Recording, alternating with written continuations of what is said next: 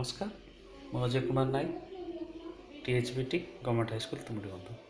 आज आम ग्राहक केन्द्रिक सेवा विषय आलोचना करवा। ग्राहक केन्द्रिक सेवा कौन ना प्रथम आम जाना जे आतिथ्य कौन। अतिथि और अतिथि सत्कार संपर्क को आतिथ्य कह जाए। यह एक कला जहाँ अतिथि परायणता कार्य बा अभ्यास को बुझाए। कौन से अतिथि बा अचिन्हा व्यक्ति को उदार मनोभाव बा जत्नवान सह दया देखा होची आतिथ्य। आतिथ्यर संज्ञा डिक्शनरी.com मतरे आतिथ्य होची अतिथि और अचिन्हा व्यक्ति को बंधुत्वपूर्ण और उदार मनोभाव सहित अभ्यर्थना एवं सेवा प्रदान करवा।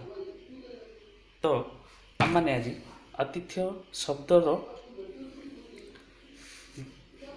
तथ्य बा अतिथि शब्दर विषय किछि जानिबा। शब्द प्रकरण अनुसार हॉस्पिटैलिटी शब्दटी लैटिन शब्द हॉस्पिस रु आसीछि, जार अर्थ अतिथि बा गेस्ट। भ्रमणकारी बा विजिटर भारत रे आतिथ्यर मूल तत्व जहाँ उपनिषद वर्णित अछि अतिथि देवो भव, अर्थात अतिथि को देवता रूपे पूजा करा जाए। अतिथि क्या कह जाए? जे सेवा पाई थांती बा स्वागत पाई थांती तांको अतिथि कह जाए। एवं अतिथि सत्कार क्या कह जाए? जो माने अतिथि को सेवा प्रदान करती बा अतिथि को अभ्यर्थना करती तांको होस्ट बोली कह जाए।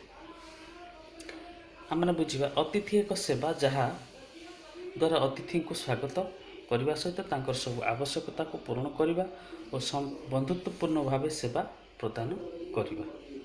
वर्तमान आम आतिथ्यर लक्ष्य बा गोल ऑफ हॉस्पिटैलिटी विषय किछि बुझिबा।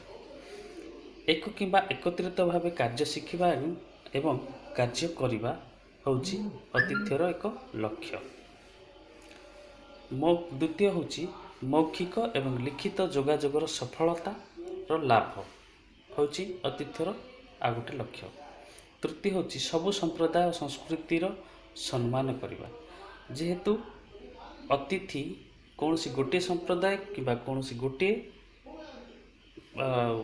संस्कृति आसी तार किछि माने ना, तेणुकरी सबु संप्रदाय सबु संस्कृतिर लोकों को सम्मान प्रदर्शन करवा।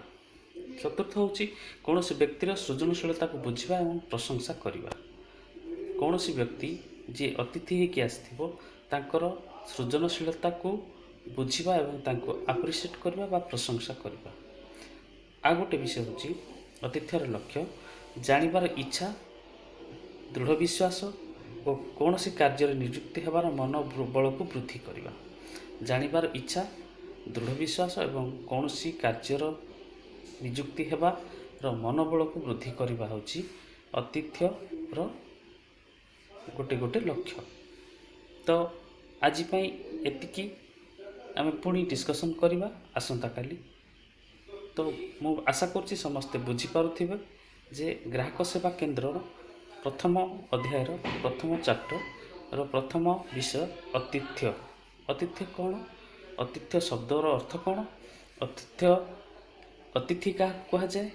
अतिथि सत्कार क्या कह जाए? एवं अतिथ्यर लक्ष्य कौन कौन?